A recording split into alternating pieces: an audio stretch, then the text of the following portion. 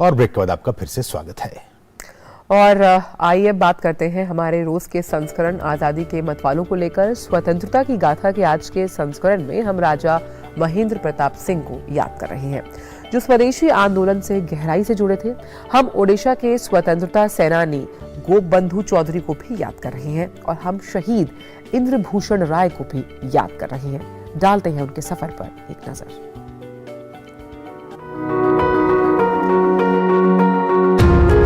आज की इस कड़ी में हम स्मरण कर रहे हैं राजा महेंद्र प्रताप सिंह का। राजा महेंद्र प्रताप सिंह का जन्म सन 1886 में हाथरस में राज परिवार में हुआ था। 1914 में राजा महेंद्र प्रताप ने स्वाधीनता संग्राम में भाग लेने के लिए अपना राजपाट छोड़ दिया। 1 दिसंबर 1915 को उन्होंने भारत से बाहर काबुल में बागे बाबर में पहले अस्थायी भारत सरकार के गठन की घोषणा की। उन्होंने स्वयं को राष्ट्रपति घोषित किया और भोपाल के अपने सहयोगी क्रांतिकारी मौलाना बरकतुल्लाह को इस अस्थायी सरकार का प्रधानमंत्री बनाया।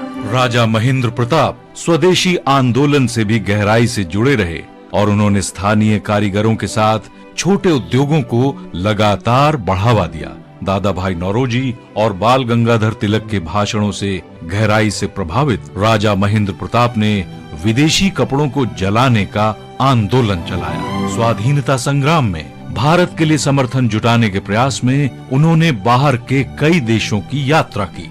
1929 में उन्होंने बर्लिन में वर्ल्ड फेडरेशन का शुभारंभ किया। 1932 में उन्हें नोबेल शांति पुरस्कार के लिए नामित किया गया। 32 वर्ष के निर्वासन के बाद राजा महेंद्र प्रताप सिंह 1946 में अंततः भारत लौटे। सन 1957 में वो एक निर्दलीय उम्मीदवार के तौर पर मथुरा से लोकसभा के लिए चुने गए।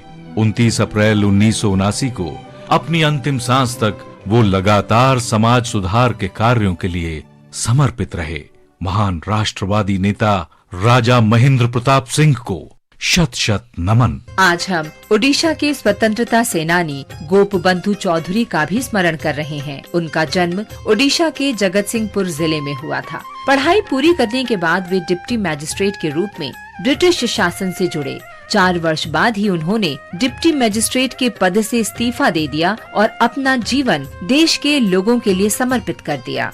उन्होंने गांधीवादी कार्यक्रमों में भाग लेना शुरू कर दिया। वो ओडिशा कांग्रेस समिति के सदस्य बन गए और बाद में उत्कल सम्मेलनी के स्थायी सदस्य भी बनाए गए। स्वराज के लिए गांधीवादी संघर्ष के इस चरण में उनका सर्वाधिक महत्वपूर्ण योगदान जनवरी 1922 में जगत सिंहपुर में अलकाश्रम की स्थापना था।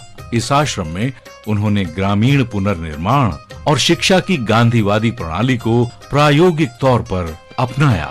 1930 में गोपबंधु सविनय अवज्ञा आंदोलन और नमक सत्याग्रह के विख्यात नेता बन गए। ब्रिटिश प्रशासन ने 1930 में उन्हें गिरफ्तार किया और मार्च 1931 तक कारागार में रखा। 1934 में महात्मा गांधी ने ओडिशा में पदयात्रा की। गांधी जी ने गोपबंधु को बारी में सामाजिक कार्य करने के लिए चुना और गांधी जी की ही सलाह पर उन्होंने 13 अगस्त 1934 को अपने परिवार और कुछ सहयोगियों के साथ बारी में एक ठिकाना बना लिया और लोगों के लिए सेवा कार्य शुरू कर दिया। आजादी के बाद गोपबंधु 1950 के दशक में प्रसिद्ध भूदान आंदोलन से जुड़ गए। ग्रामीण ओडिशा में महात्मा गांधी के आदर्शों को लागू करने के सार्थक सेवा काल के बाद 29 अप्रैल 1958 को उनका निधन हो गया। महान स्वाधीनता सेनानी गोपबंधु चौधरी को हमारा शत शत नमन। आज हम शहीद इंद्रभूषण राय का भी स्मरण कर रहे हैं। उनका जन्म 1890 में खुलना जिले में हुआ था, जो अब बांग्लादेश में है। 1908 में इंद्रभूषण हाई स्कूल के विद्यार्थी थे जब उन्होंने चंद्रनगर के मेयर पर बम फेंका था। बाद में वे माणिक टोला गुप्त संगठन के सदस्य बन गए। अलीपुर बम कांड में शामिल होने के लिए उन्हें 1909 में 10 वर्ष के लिए सेल्यूलर जेल भेज दिया गया। सेल्यूलर जेल में ब्रिटिश अधिकारियों ने उन्हें इतनी अमानवीय यातनाएं दी कि उन्होंने 29 अप्रैल 1912 को जेल में ही आत्महत्या कर ली। स्वदेश की माटी के इस महान सपूत को शत शत नमन।